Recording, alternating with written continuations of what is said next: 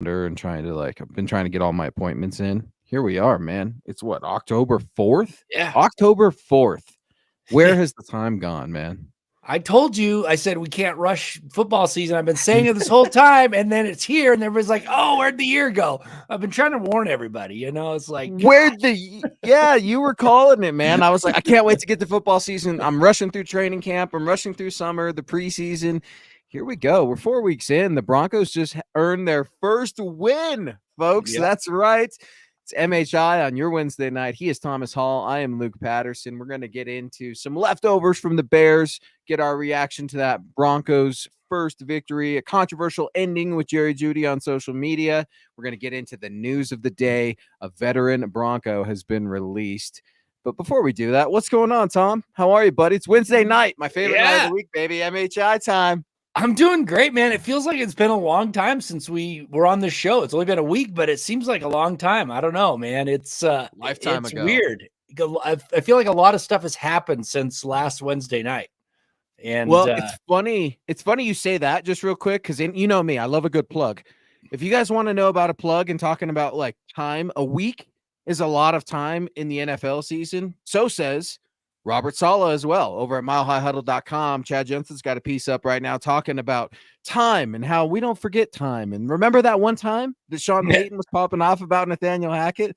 Go read about that. Milehighhuddle.com. Robert Saleh had a really good reaction to that and previewing Nathaniel Hackett's homecoming. But I had to get that plug in there because, of course, that's a storyline this week. I did say we were going to talk about the Bears. We're going to talk about Randy Gregory's release, talk about Jeudy, and a whole bunch more tonight. But it's JETS, Jets week, Thomas, and the Jets are relevant. I know. They look like crap. 1-3 on paper, right? They're not crap. Case in point, Kansas City Chiefs versus the New York Jets. Did you watch Sunday Night Football last week? Because this Jets team is here to compete. Yeah, no, they've got a good defense. And, I mean, Zach Wilson probably played one of his best games since he's been in the league on Sunday night. So that definitely helped. They probably should have won that game if it wasn't for all the mistakes, really. But, yeah, I mean, it's going to be a dogfight. It's going to be a hard defensive battle. So this is going to be a test on just how good the offense really is and just how good Russell Wilson is, really, because not that they haven't played easy defenses, but they haven't been as good as the Jets. So we'll see how good this offense is on Sunday. It's going to be interesting. It's going to be a tough game. Dylan Von Ark's coming in, our own DVA, saying, what up, Broncos country? Make sure you hit that like button on the way in. Please share on all platforms and subscribe if you have not done so already.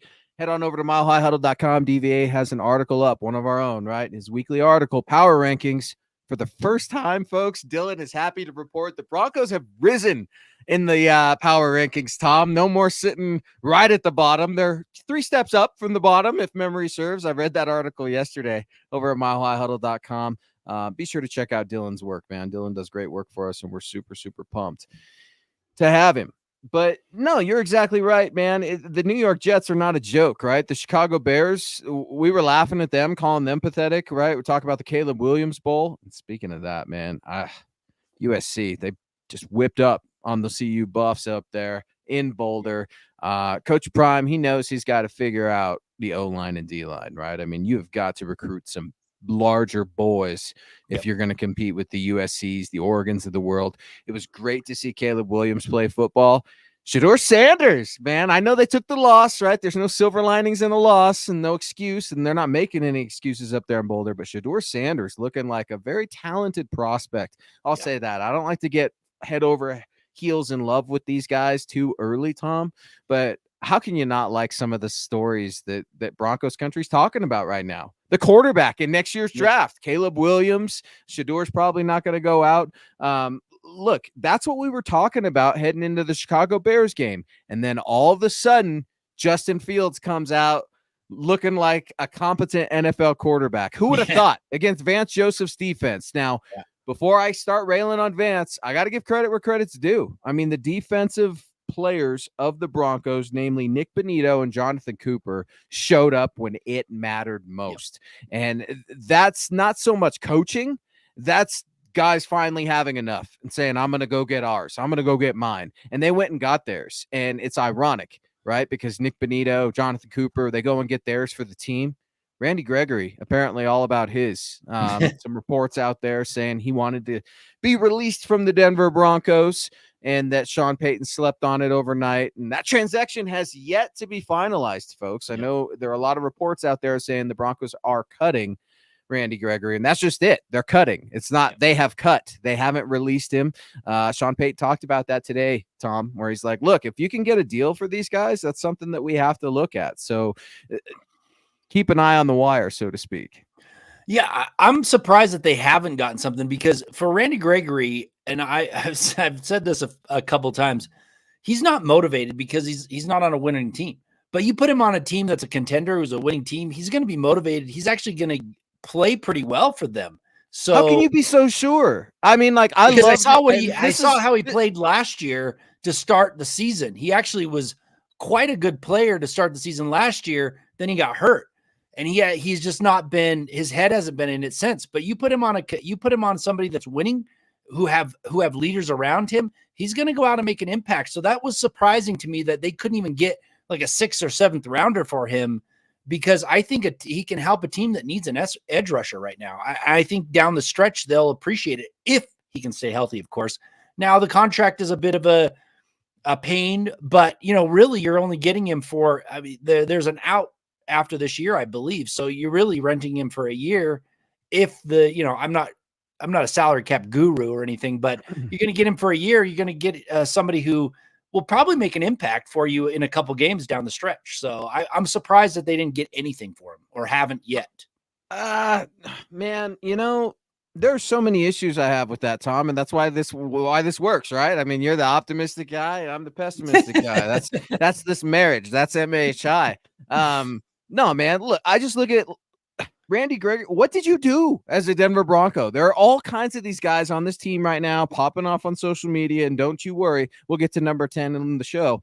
But look, man, how many of these guys are contributors versus just takers or just happy to be there? Randy Gregory was just happy to be here, and he should have been happy to be here because he signed a 5-year, $70 million contract, which leads me to my next point. George Paton, man. I can't excuse this. A scout, an NFL scout. He's the scout of scouts, right? What the hell is he doing in free agency, Tom? We reacted to this. You were unhappy. I remember on this show, you're like, holy cow, I cannot believe that they had to throw or back the Brinks truck up, right? At Randy Gregory in that 11th hour to sign him away from the Cowboys. The Broncos paid $27.5 million guaranteed for Randy Gregory to play a total of 10 games with 27 total pressures. That's about $1 million per pressure. Off the top of my head, I was told there wouldn't be math involved in this show, but it just goes to show you. I mean, like, the player didn't perform, but who had to have the player? It was George. George has his fingerprints all over this. And then I see Mike McGlinchey and Ben Powers doing whatever the hell it is that they're doing on the offensive line. False starts. Mike McGlinchey, team captain, still an issue. Write about it every week at milehighhuddle.com. It's just driving me crazy, Tom. Let's hear from Phil McLaughlin, one of our own, coming in. Good evening, Thomas, Luke, and Deacon Scott.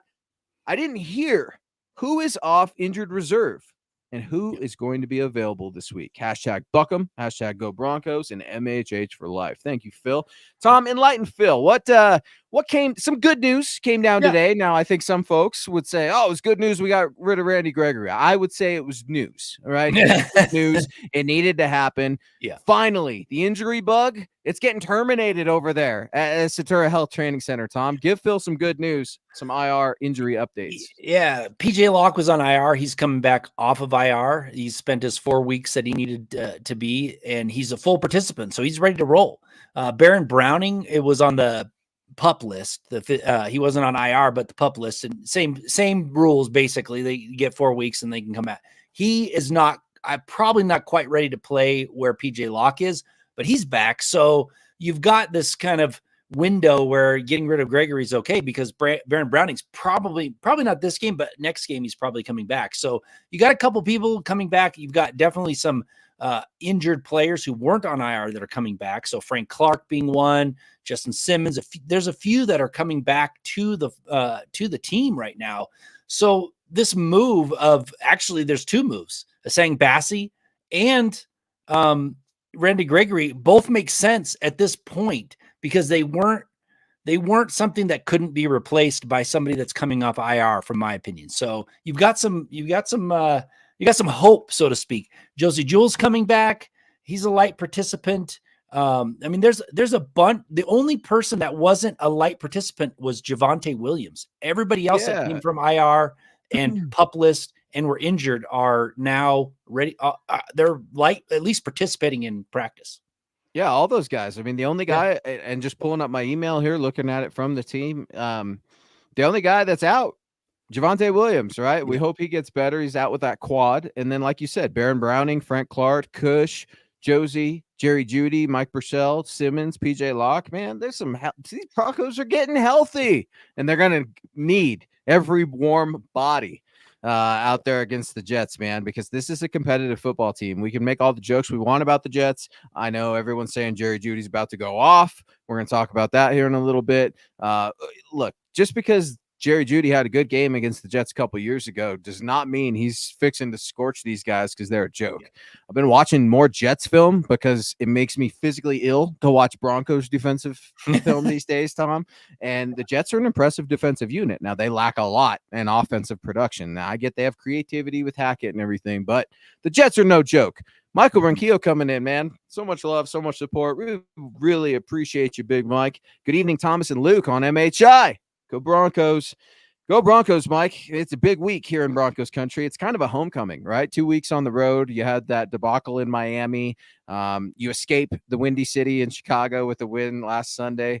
How are you feeling in general? Talk to me about the Jets a little bit, Tom, because it was ugly. Sean Payton talked about that, right? And he continues to bring up Vance Joseph's defense and explosive plays specifically in the presser today, talking about how the defense cannot continue to give up explosive plays. It was interesting, too, on an offensive note. I think Coach took accountability for maybe a few delay of games that have happened in the past, maybe some lack of organization. He said they went back to work literally getting out of the huddle. Breaking the huddle, getting to the line, getting set, giving your quarterback and your players time to make the necessary reads and adjustments. I mean, this guy's trying to get things together, and while I can appreciate the detail-oriented approach and the work, because I know it needs to happen, what the hell, Tom?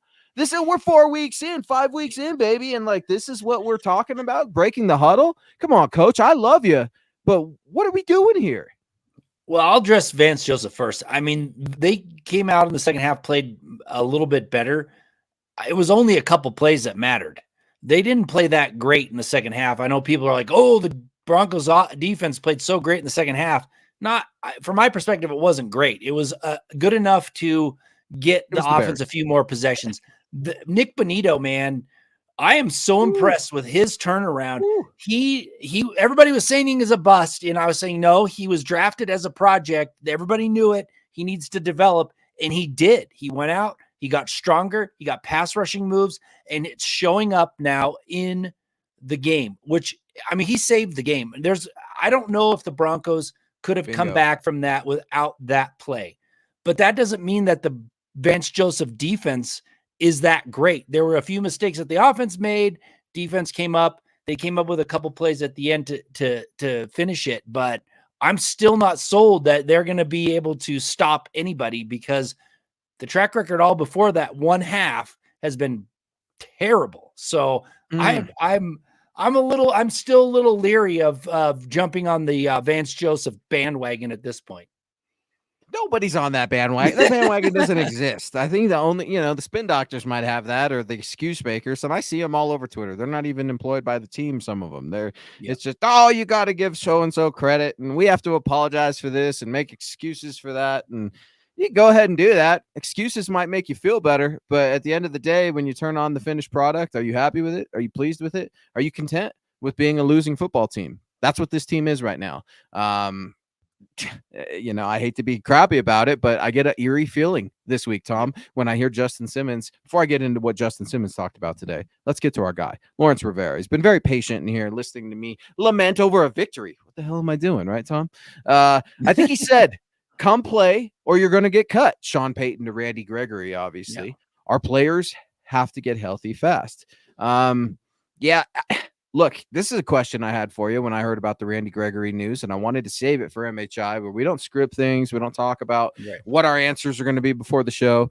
Tom, do you think Sean Payton addressed this with the team today? Do you think before practice started, or do you think a team meeting happened and it's like, look, boys, Randy Gregory's not here anymore. And this is the reason why. And this is the business of football, and nobody is safe, because Mike Shanahan's done that in the past with high-profile players, specifically pass rushers. And I heard it bumping around on the radio today, and I heard that question. I thought, wow, fantastic question. Stink asked that question, right? Mark Schlereth, of course. I'm like, man, I got to give credit where credit's due. But Tom, do you think Sean Payton addressed Randy Gregory to the team, or do you think it was just, this is the news? I don't think he has to. He kind of made that statement with saying you're released.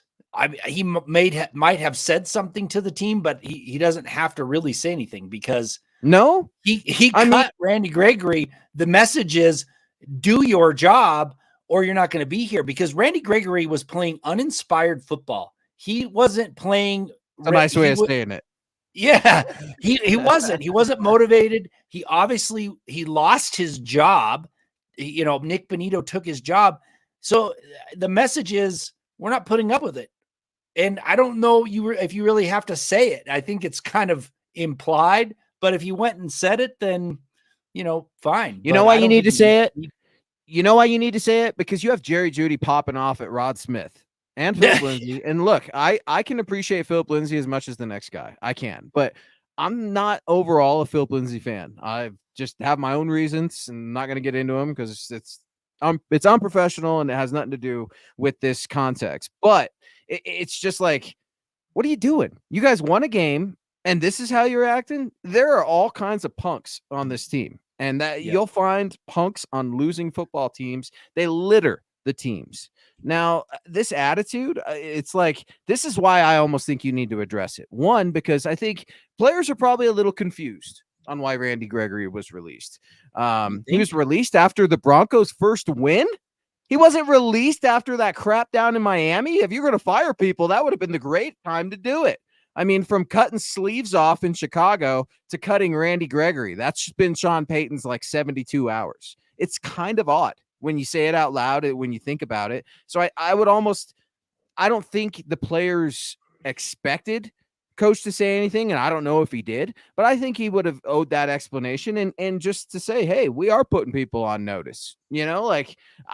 These guys need to hear it sometimes, Tom. How much are they really hearing it? I know they're not hearing it from Vance Joseph, because he's the guy that's on notice. So it's very frustrating to me. Justin Simmons spoke at the podium today. I thought he was very tempered and very honest, and he wasn't giving team speak, right? Just PR fodder. He was actually saying, look, it's very difficult to bring victorious momentum into the second week after we also understand we could have been scrutinized for all the sloppy play and details if we lost the game. It's a healthy mix of both, right? But I just sensed some hesitancy. I know Justin's coming back from an injury. We're hoping that he's going to play. He should play, right? But it just gave me a pause for a second, because that was a very honest, accurate, responsible, and mature answer. Yeah. It doesn't mean it's not troubling, right? They have so many detail issues that they're working on, including getting out of the huddle on offense. It makes me wonder what Vance Joseph's working on with them on defense. I mean, the middle of the field has been wide open for 3 weeks in a row, right? 4 weeks in a row right now. Are we just expecting Justin Simmons to be the missing element to fix that, Tom? Or no. Where do we go from here? Because I'm afraid Zach Wilson's going to look like Broadway Joe out there against VJ's D. Yeah, Vance Joseph was funny. He coached the Broncos with cliches in his head coaching stint. Now he's keeping away from the cliches because he doesn't believe that the sideline always makes the tackle, right? So he's kind of like now gone the other way. He's keeping the middle of the field open. I don't know, man. I'm still Vance Joseph's scheme to me has not been working well. It doesn't fit some of the players. I just don't think he's got what it takes. As far as Jerry Jeudy goes, I mean, to me, from my perspective, and I said it, he put up more fight on Twitter than he has on the field. So it's like, why are you out there talking anything? Why are you saying anything on social media right now? you got embarrassed the week before. You barely beat a team who is likely going to get the number 1 draft choice. You barely beat them. Why are you saying anything on social media? Just shut your mouth, go out there and do some actual work and let it play out on the field. Go out and do your job on the field. Lay off social media. I mean, that's why I think Cortland Sutton is like the first wide receiver probably to be traded, but Jerry Jeudy is very close to him because he's not performing. And the only reason that I would say he kind of stays is because he's still got a pretty decent contract. But otherwise, I don't see him sticking around because he's not doing. I mean, what is he? He didn't want to be here. He didn't want to be here. Randy Gregory didn't want to be here. It's obvious Jerry Jeudy's never wanted to be here, right? I mean, he just has never really fit. It's so blatantly obvious. And I don't know when radio silence stopped, right? When it was just like, oh, you guys have free reign to get back on social media. I mean, these guys couldn't say jack squat throughout training camp in the offseason, but come regular season action, we're good for it after a win. That's when we're going to, that just is another indication of the dysfunction that's happening on this football team right now. And again, check who you're talking to. You're talking to Rod Smith, 2-time Super Bowl champ, 3-time Pro Bowler, Bronco Ring of Famer in NFL history for receptions in the 2001 season, if I'm not mistaken, Tom. It's just, Philip Lindsay, first undrafted free agent rookie in the NFL to make the Pro Bowl. All right. Like, you can't take those things away from those guys. I'm not walking around with a billboard saying I love Rod and Phil and, everyone please help them. Right. No, that's not it. It's just, Jerry Jeudy, what have you done in the NFL? What have you done? You've made it to the league. You were a first-round draft pick. You've made the team. You're a starter. What have you done? I'll tell you what he hasn't done. He hasn't scored a touchdown since December of 2022. Yeah. December 11th of 2022. Is that just me being a hater? Is that just, I loved the Jerry Jeudy pick. Go back and look, folks, at Luke Patterson LP. I was thrilled. He was my number 1 wideout, and I was wrong. Gary Palmer coming in, $9.99 super, saying, hey, Tom and Luke. I absolutely love it, guys, and go Broncos. Gary, we love you, man. Hopefully you're doing well, bro. Seasons are changing, Tom. It's getting to be that holiday spooky season, right? Now that we're in October, it's going to be Halloween before you know it. Sean Payton, he does have the most wins out of any active NFL coach in the month of October. So maybe we have that going for us at least. Something, right? I mean, I'm grasping at straws here, Tom. I'm grasping at straws. Yeah, well, man, I hope that he turns it around in October and gets right. I just don't think he has what it takes because of Vance Joseph. I still don't think Vance Joseph, he's the weak link from my perspective on this entire team. Now, don't get me wrong. You've heard me talk about the losing mentality. A lot of people on the rosters that have not known winning or anything like that. Vance Joseph is, man, I don't. He's the embodiment of victory, Tom. He was terrible as a head coach. He's never been good as a defensive coordinator. Why you got to set another shot in the Mile High City just boggles my mind. I'm not giving him much credit for that win. Yes, I actually give more credit to the players stepping up and doing what they needed to do rather than they won in spite of coming up with some incredible scheme that stymied Justin Fields led offense, right? Like, there's not a lot of defensive genius. Let's just say that it was more the team winning in spite of. I mean, they haven't turned on him, but last week, like Justin's comments, like trying to stick up for him, that's pathetic. Don't do that, Justin. Like, I just gave you all this credit for being honest this week, but you were PR team speak last week. And I get that you have to do that. That's a respectable, commendable thing, especially coming from another man, right? You want to have your guys back. You want to have your family, your person in the building, they're back. But Jonathan Cooper was asked about the move today with Randy Gregory per Mike Kliss. Quote, just sad. Obviously, this is part of the business in the NFL, but you always hate to see a guy go like that. Randy Gregory is a fantastic player, an even better teammate to me. So to see a guy like that go, it just sucks, end quote. Tom, if you had to guess, would you give me a team or two that maybe would be interested in Randy Gregory that maybe you wouldn't be surprised about? Because I'm going to throw the Dallas Cowboys up there as my number 1. I think that's the obvious answer. I also think the New England Patriots could use a little bit of help pass rushing. Sometimes they've brought in these troubled, lost souls like a Randy Gregory, and I've got something out of them. So Any teams off the top of your head that you could think would be interested in Randy Gregory?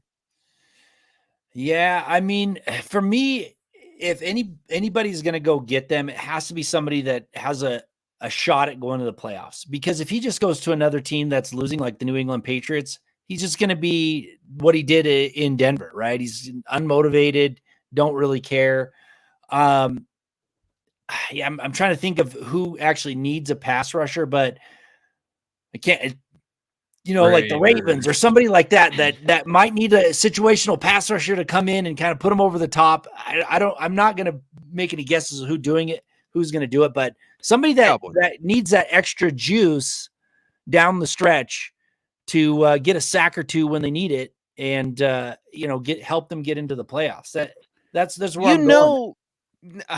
I hate to agree with you because I think the Cowboys will make the playoffs and then they'll flame out like they always do. So it's kind of great. But the Cowboys are that team, Tom. I mean, that's true. Jerry Jones just had a tribute video for Ezekiel Elliott last week in the Patriots-Cowboys game, and that blowout the Dallas just whipped up on Bill. It was crazy. Phil, coming back in, man. Thank you so much, Phil. You've been super active and very supportive, man. We really appreciate you. Tom, when do we get Dulcich and K'Wan Williams back? Yeah. Dulcich, if y'all remember, he had that hamstring issue. Now, it was a different hamstring issue. It wasn't the same hamstring issue from last year. He got hurt in the first half of that Raiders game. I believe it was the first quarter. I actually have something about that coming in my keys to victory this week. You could check that out on Friday at milehighhuddle.com, specifically the Broncos tight end room. So stay tuned for that one, Phil. Dulcich should be coming up soon, I would imagine. It was multiple weeks, but I would have thought by now he'd at least be practicing. K'Wan, I don't know. Dulcich still has I think he has 1 or maybe 2 games left that he has to wait. I think it's 1. So he can practice. He can't practice until this next game's over. Then he can come back. K'Wan is the one that is interesting to me because he could be coming to the active roster just like Baron Browning and the others. So he must still be a little bit more injured than we anticipated or they're going to do it later in the week and bring him in. But yeah, I think he's still a little bit because he's eligible now. He's eligible with Browning and PJ Locke. So I don't know why he's not, especially with the release of Asang Bassi. You would think that would be the okay. Because K'Wan is coming back, but so far I haven't heard anything, and but he's eligible. So maybe it'll be a surprise like tomorrow or Friday or something. I don't know, but I like it. Surprise, a K'Wan Williams surprise, a trick or treat early from Sean Payton. No, Coach talked about that too today. I mean, I get it. Broncos country's pumped, right? You just lost a pass rusher. You can't wait for another one to get back in there, especially Baron, right? We all love Baron Browning. It's tough because Coach talked about it. He's like, look, you can't just make up for missed weeks or training camp practices or all this stuff. These guys have to get ramped up. And while I appreciate that, there's also something to be said for, what the action's going to be. Sometimes you just got to get back out there, baptism by fire, get your butt whipped for maybe a quarter or two and turn it on, or vice versa, and just take that healthy dose of reality. But it's going to take time, folks, for these guys to get acclimated now. Just because they're healthy and they're back at practice doesn't mean that they're ready for starting action. And you look at an offense from the Jets, and I hate to say it, I hate to compliment Nathaniel Hackett's offense at all, but it's more about the players for me. They've got some explosive speed in that backfield on the perimeter. I mean, Tyler Conklin, Jets, right? Tight end, no joke. It's just, they're impressive. So stay tuned. Michaela Israel, what's up? $2 super. What's up from Cooper? You guys rock. What's going on, Cooper?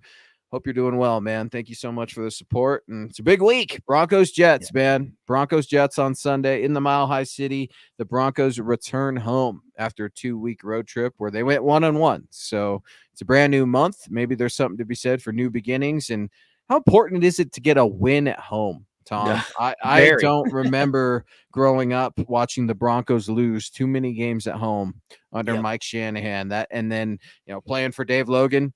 We didn't lose too many games, period, but we definitely did not lose too many games at home, man. You got to protect the barn. It means something. It means something to this city, to this fan base. It means something to our players. They have to have it.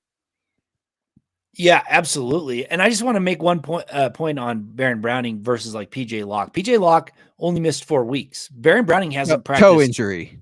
Yeah, Baron Browning hasn't practiced all training camp, all preseason, and all season. So it's going to take him longer to get back. So they're coming back at the same time.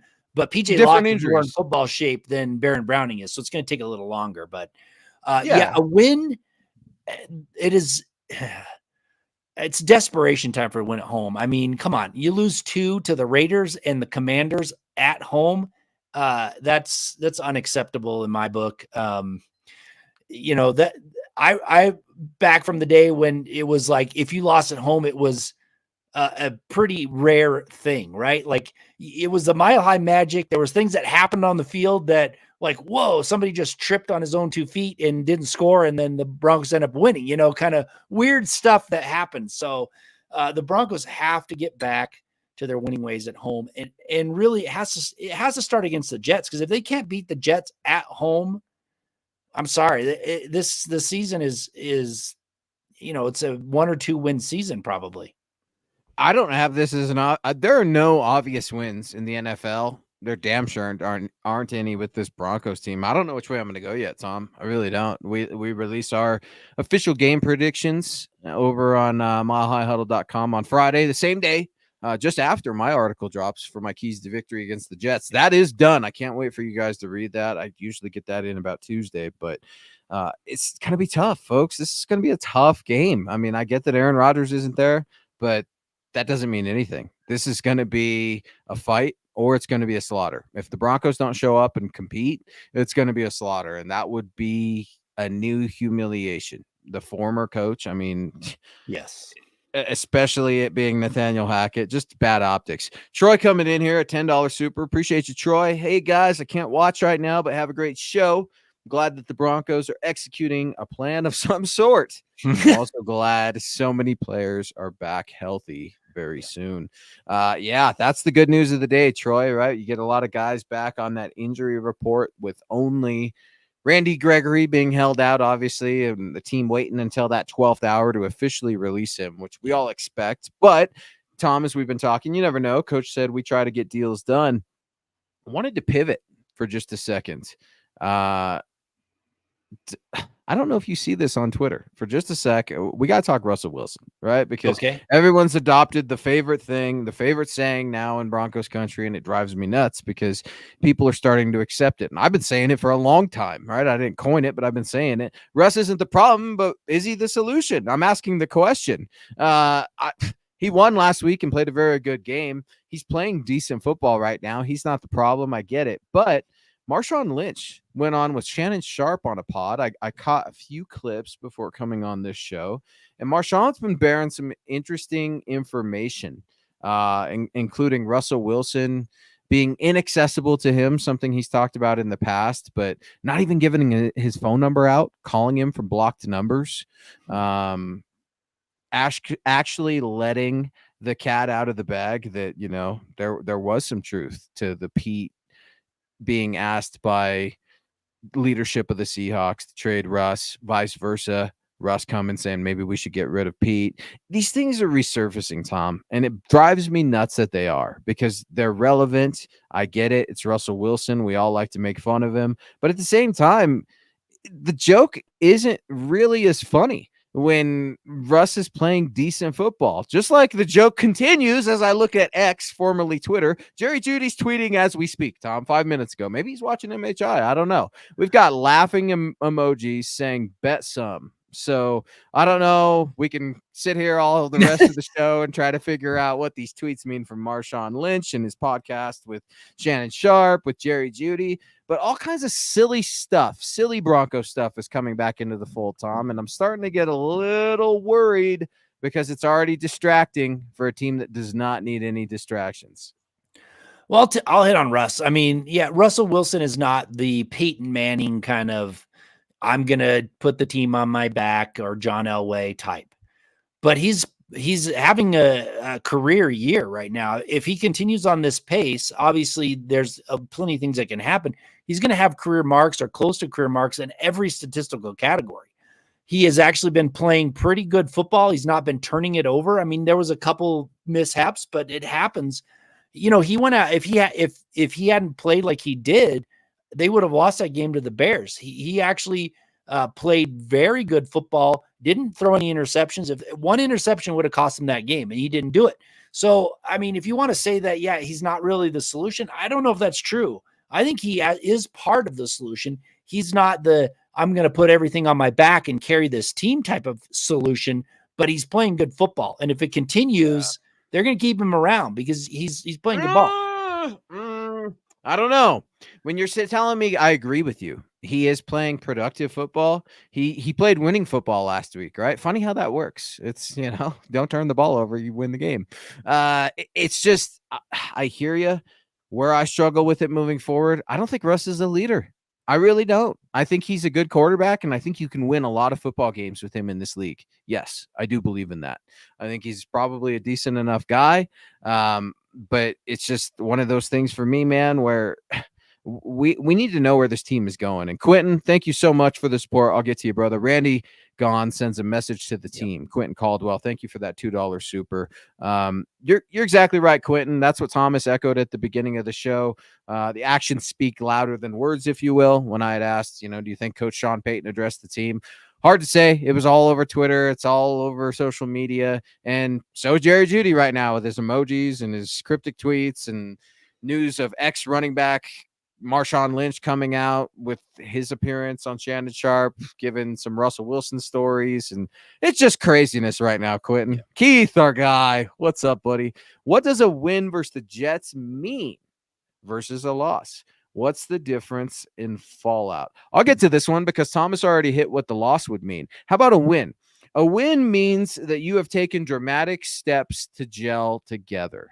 What do I mean by that? On the date that you cut Randy Gregory, who is a huge personality in that locker room. You've got guys like Jonathan Cooper, Nick Bonito, not happy about this move. I think it's a very positive thing moving forward. It's responding to some controversy outside of your building. It's overcoming the odds. I don't know what the odds are right now, Tom, just off the top of my head. I mean, let me look Broncos. It up. Right, Broncos a home team, right? Usually the home team is favored. I'm not so sure after watching the Jets play the Chiefs. So a win means a lot. I think a win would surprise a lot of people. A win would surprise me, Keith, right now, because if you had to pin me down right now, I think I picked the Jets.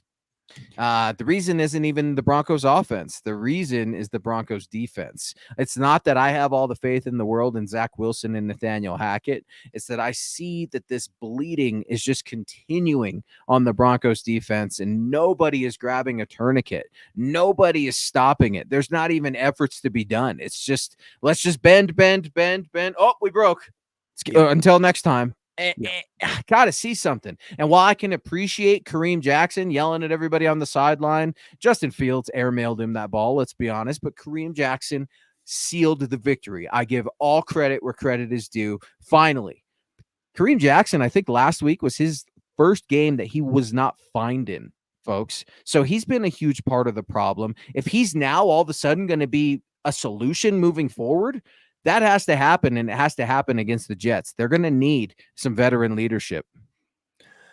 Well, to me, if the Jets win or the Broncos beat the Jets, it doesn't mean a whole lot because they're not. What? I just don't think that toe-to-toe with Kansas City, Tom. It means we're closer. The Broncos right? have to beat the Kansas City Chiefs for me to say, okay, we're going somewhere. If they beat the Jets at home, they're only a 2 point to 2.5 point favorite, basically. So it's basically saying the Jets are going to beat them is what they're saying, when it's at home. If they beat the Jets, it means nothing to me really, other than yes, there's some improvement until they can beat, quality teams. I don't think a Zach Wilson led Jets is a quality team. If they beat an Aaron Rodgers led Jets, that's a different story. But to Zach Wilson, you don't know who's going to show up. He played the game of his life on Sunday Night Football. He could show up and be terrible, and the Broncos win because he can't throw the ball to his own teammates. He throws it to the other players. So I'm just saying, you got to watch. You got to watch for your moms out there. Zach Wilson's coming to Denver. You got all you moms watch out there. Out. It's not lock up your daughters. It's lock up your moms when Zach Wilson's lock up in town. Your moms. Zach Wilson is JETS. He's more like a DOG. So no, I hear you.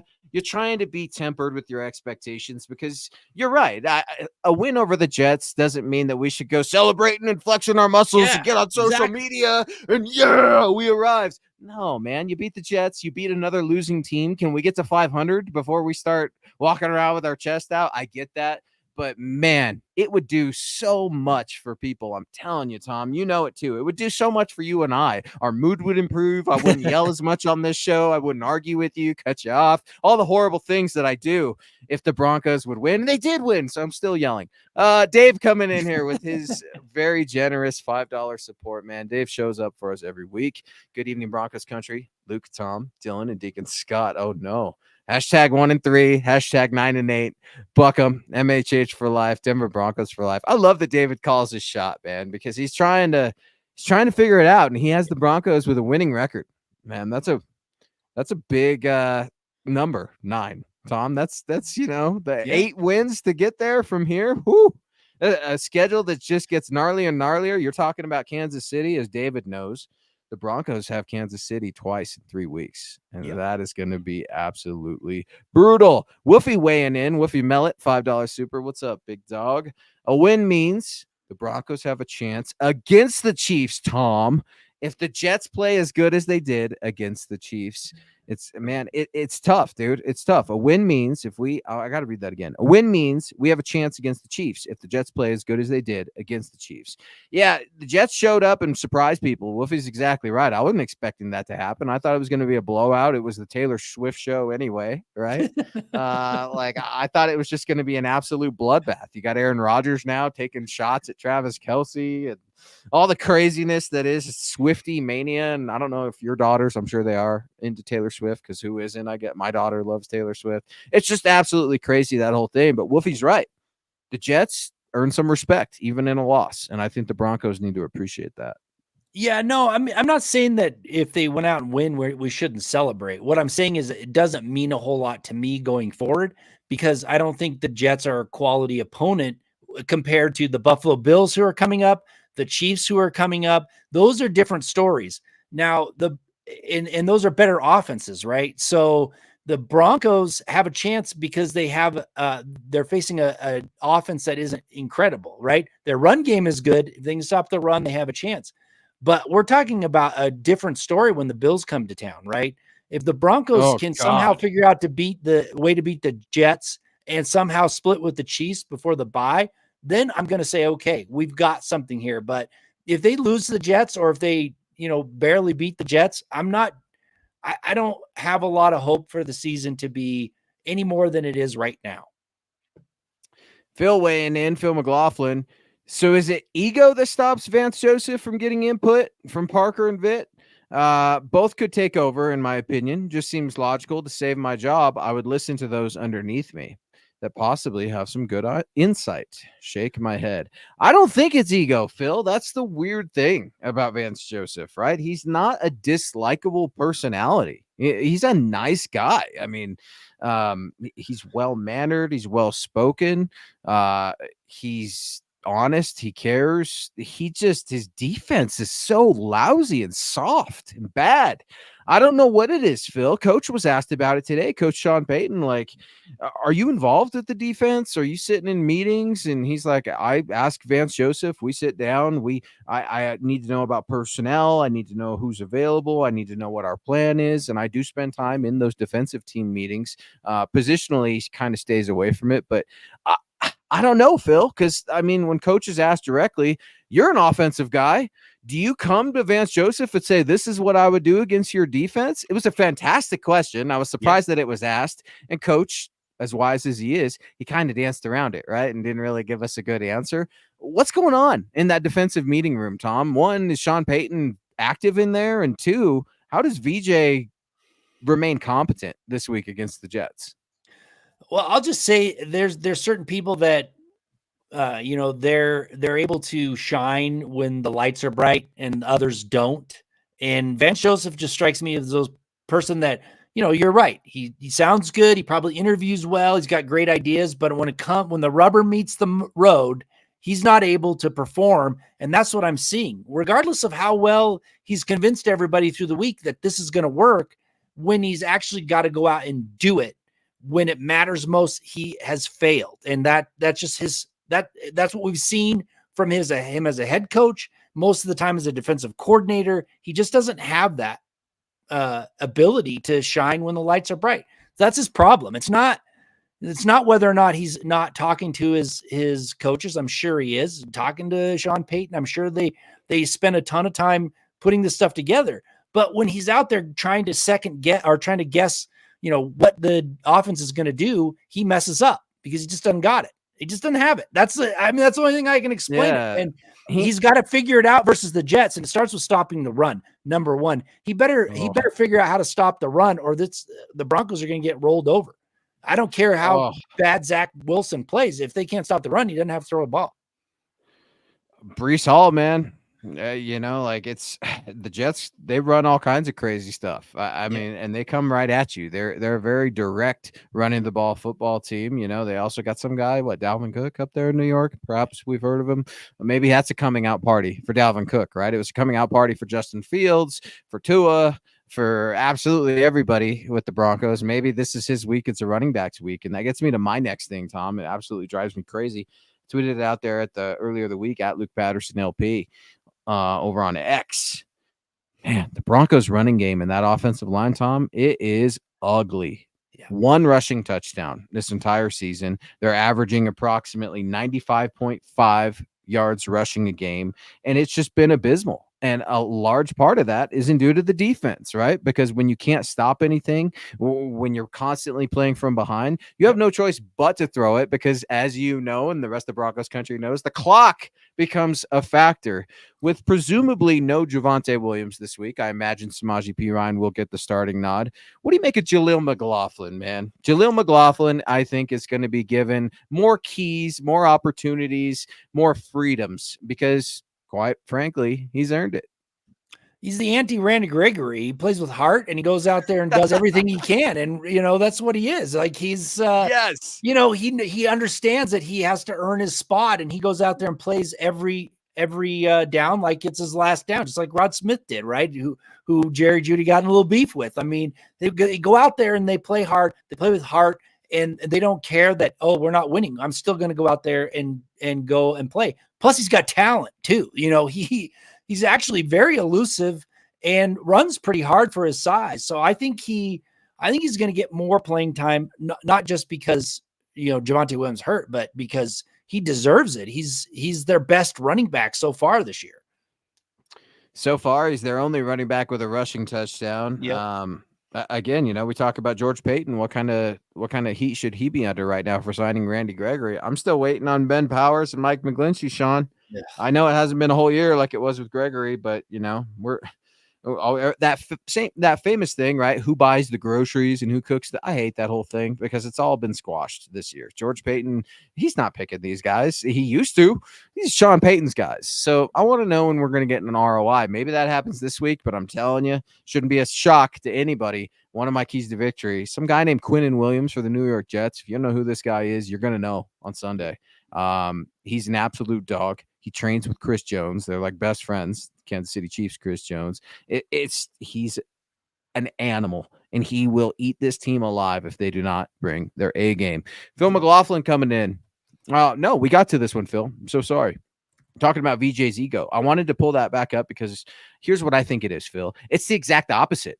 I need Vance Joseph to have some ego. That's how nice I think he is, Tom. I think he could be one of those, hey, what do you think about this? Do you think it's good? Are you sure it's good? I think it's good, but I'm not sure. Can you give me, make me feel good about it? I think he wants to be liked. Who doesn't? I think he wants to be accepted. I think he tries. He works hard, but it's wins and losses, right? And sooner or later, you're going to lose this football team. You're going to lose your guys on the defense if you're constantly putting them in a position to fail, right? It's the old cliche. You're either coaching it or allowing it to happen. And today, the Randy Gregory release, that was pretty much declarative of that last statement. You're either coaching it or allowing it to happen. Can we please get the guys off of this football team that don't want to be here? It's that simple. I mean, that's where we're at. And as we speak, Jerry Jeudy is on X, still tweeting crazy things, weird subliminal stuff. And that's what we get to look forward to. That's what we get to talk about here in Broncos country. We don't get to talk about some of the good, like a Jaleel McLaughlin. We don't get to talk about Marvin Mims, right? How come the rookies, the second rounder, right? I don't want to say like the underdog, because second rounder is a very, very good high premium draft pick. But I mean, good Lord, the pedigrees are so different. Yet Marvin Mims and Jaleel McLaughlin are carrying this football team on their back right now. Brandon Johnson, Lil Jordan Humphrey, Cortland Sutton are outperforming Jerry Jeudy like 3-1. I mean, help me out here, Tom.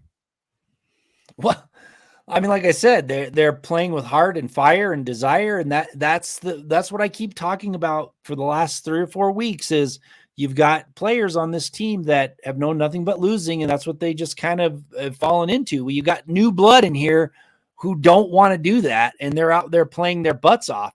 Why Mims? Mims could be in the rookie of the year, offensive rookie in the year talk right now if they gave him more opportunity. It's a shame because he's earned it, but why they're not, I don't understand.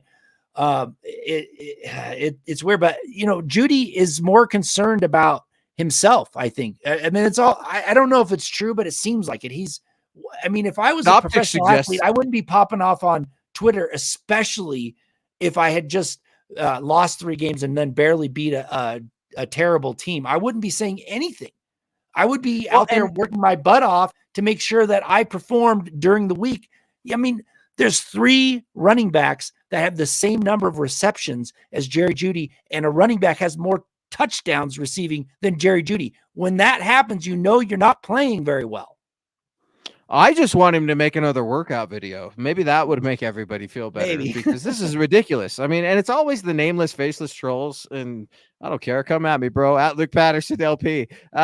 Don't use another grown man's face as your profile picture if you're going to come at somebody. Like, be an adult and do it as you. It's really creepy and really weird. I never understood that. I get kids do it, right? But adults, drive me crazy. David coming in here driving me crazy with all sorts of love and support, man. Thanks, Dave. Gentlemen, we beat the Jets. Think about team pride and morale. They're better than their record, in my opinion. That's what's up, David. That's where I'm at right now. And Tom agrees. Tom's not sneezing at the Jets, folks. He's just saying, look, let's just be honest. We need to take this at 1 week at a time because, we all thought that the start would be fast and furious. And remember how easy we thought the schedule was going to be at the beginning of the season, Tom? I mean, like every year we do this to ourselves. It's just renewed optimism over and over, Dave. And it's crazy. I wanted to get back real quick to what you said about Marvin Mims because I wanted to call something out that you called out at Thomas Hall NFL on X. Cecil Lammy, our homie, our good buddy, came on this show a few months ago. And what did he tell us, Tom, on these very MHI airwaves? And we were both shocked. I'm not saying I didn't believe him, but Cecil Lammy came on MHI and said, he said Mims is the best wide receiver on the team. And this was before training camp. And I was skeptical. I even said it in the tweet. I'm like, I was skeptical, but he said it. And it so far has been true. He is better than any other receiver on this team. I don't know how you could look at it any other way. Not only is he playing better, he seems like he wants it more. Yeah, there's dog in him. There's fight, right? You can't coach that. Like we've all coached our kids' teams and been youth coaches or mentors in some way. You can't inspire heart. You can't inspire greatness. Those things are either in your heart or they're not. And it's not to say I'm not even judging someone personally out here. I'm just saying if you don't want to be here, then you shouldn't. It's that simple. Life is too short. You could take that as a personal shot at me coming at Jerry Jeudy, or you could just take it for what it is. If he doesn't want to be here, just like Randy Gregory didn't want to be here, then go ask. Go march into Sean Payton's office or tweet at him. Coach's on Twitter too. And Pearl, I saw your comment. Pearl was in here saying, Sean Payton, I don't think he plays that social media stuff. We'll see. No one's talked to Jerry about it because he's still out there doing it today. I mean, I was surprised that wasn't even a question at the presser unless I missed it. Like, hey, coach, is the social media, no interviews? Is that whole thing still active? Because I don't know if you've seen Jerry Judy's comments.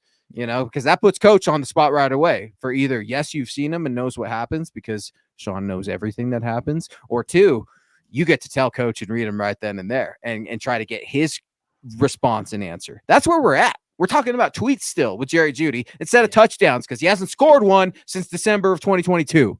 Yeah, he's had more tweets this week than he has touchdowns since he probably came into the league from my perspective. But I mean, Rick. I just don't get it, man. I get that people have their own personality and a lot of people care about social media probably more than I do. But as a professional athlete, if you haven't, like I said, if you haven't done anything, you've got running backs with better numbers than you have, then maybe you should just keep your mouth shut on social media and don't attack, a legend or, someone who actually produced for a couple of years pretty well in the Broncos, orange and blue. Just shut up. I just don't get it. Just shut up. And think about it. And think about what you're doing too, right? How perfect was that for Phillip Lindsay? Because Phillip Lindsay, in case anyone's been living under a rock, he's got a new job these days. He's not playing professional football. He's talking about it over on the Denver airwaves at the Fan right now with my guy, Zach Bye, right? Shout out to ZB. But no, it's just like you just gave Phillip Lindsay a bigger voice. You just shine all that light now on Phil. And it's like, man, like what a gift, right? What a gift if you're Phillip Lindsay to get that sort of thing. I don't want to be talking about this, Tom. I don't want to be talking about these tweets and all this stuff, but I will say this. I would wonder if I was a professional athlete, do you hire somebody to run all your social media accounts and all this? Like just hire someone to do it. And right. I'm sure that happens, right? I'd be naive to think that it didn't. Russell Wilson does a pretty damn good job with it. I don't know if he's doing it or if his people are doing it, but I don't think, nothing seems to get to that guy. At least like we don't see it publicly. I'm sure he vents. He's a human being to his wife, his family, his kids, his loved ones and friends. But man, for a guy who continually gets mud slung at him, and that's happening right now over on X, and you guys will all see it, he does a pretty damn good job not reacting to it. Well, that's the thing with Russell Wilson. He may not be a leader, but he's always positive, and that is important. If you get down and everybody else is down, he's not a fiery leader, but staying positive. And they talked about it after the half in the Bears game. It was Russell Wilson's positivity that kind of helped them to understand they can come back. Power of positivity, man. Yeah, it was that book he read, right? And let's face it, Russell Wilson, he's got more money than he could possibly spend. Probably he's got a incredibly talented, beautiful wife. Like, why does he care what people say? He's like should be positive, but you want to be loved, right? Though I think he cares about winning, and that's why he stays positive on the field. You can bring in other fiery leaders that can play with Russell Wilson, and they can play well together and make it. But they just don't have it yet. They have a positive leader. They don't have that get in your face type of leader, and they need to go get somebody. They need to go get somebody like that, and that will be a great compliment to this team. Sean Payton, you need to how about develop a guy like that instead of importing one? Let's make them right now, and that's I don't know. Mike, thanks so much for the love tonight, man. Great show tonight, Thomas and Luke on MHI. Go Broncos. And Rick Frazier, man, he was right in there as well. Rick, thanks for all the support on Facebook, guys. We appreciate all the love. Wherever you're watching this pod, whether that be on YouTube, on Facebook, those Facebook stars, these YouTube super chats help us keep the lights on. I've completely forgot, Tom, and I'm going to get in trouble from this. But now that it's October, baby, I can't believe this slipped my mind. We are just weeks away from the MHH meet and greet. That's going to be on October 22nd against the Green Bay Packers. We will be tailgating over at Empower Field at Mile High. Look for the big MHH tent as soon as the parking lot opens. We were just talking, Scott and I and you, before the show about how excited we are. It's just right around the corner. You guys already have your travel plans made. I can't wait to get down there, hang out with you guys. It's going to be a lot of fun, man. I can't wait to see you again. It's been a few months since we wrapped at training camp, and it's going to be fun talking with all of our friends, all of our family here at MHH. I can't wait. I'm excited. I mean, the closer we get, the more excited I am, because last year when I went out there, it was really fun to talk to everybody. And this year, we've had these, or at least I've spent more time kind of conversing with people in the chat, on all these podcasts. So being able to talk live is going to be special. I mean, just to get to meet people, I've met a couple, but to meet everybody and talk to them, it's going to be fun. I'm looking forward to it. It's a weird experience though for me, because it's like I kind of feel famous, even though I'm not, I feel like I'm famous, but I really appreciate the people coming out and talking to us and stuff. So it's great. No, it's humbling, man. You're an approachable gentleman. Please come say hi to Tom, to me, to all your favorites over at MHH, man. That's the whole point of this thing, meet and greet, right? Don't be nervous, don't any of that. We're people, and that's the same for these guys too, right? They're these athletes that we love, right? Let's love our neighbors. Let's love our doctors, our nurses, our firefighters, our police. Let's love our military. Let's love those folks just a little bit more and spread that positivity. Because I saw our guy Gatorade in here. Keep Nick in the parking lot. I was just talking to Nick the other day. I'm like, yo, man, I'm pumped to see you come out, man. And Nick, folks, he's gonna be a daddy, right? So we got to get into all these last minute fun trips before his time is officially spent with his new bundle of joy. So huge shout out to Nick. Guys, the Huddle Up boys are going to be back tomorrow on the official MHH podcast. You could catch Tom on Broncos. I was going to say Broncos for breakfast. On Legends of Mile High on Friday. Broncos for breakfast will be back this week as well with Nick and Scott.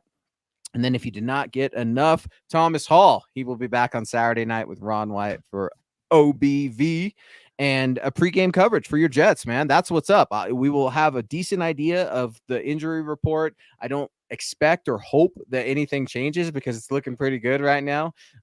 We'll have a decent idea of how we're feeling about the Jets. Our predictions will be released. So give our guys some love over on Saturday night as well. Tom, it's been a fun show, man. This hour always goes so fast. Broncos country was absolutely killing it tonight. Again, news of the day, Randy Gregory is no longer a Denver Bronco. Jerry Jeudy continues to pop off on Twitter, and those damn New York Jets are coming into the Mile High City. Yep.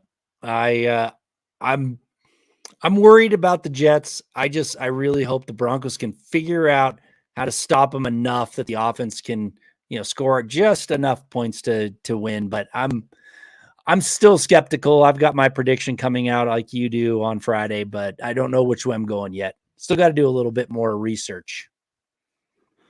Yeah, it's we have to do our homework. And Keith, just real quick, saying meeting these two guys is awesome. Make sure you say hello to them at the meet and greet. We were fortunate enough. Keith spent a few gracious moments of his time with us out at training camp. So we can't wait to see you guys 10-22 against the Green Bay Packers for the MHH meet and greet. For Scott, he's Thomas Hall. I'm Luke Patterson saying Broncos country. This is the way. This is the way.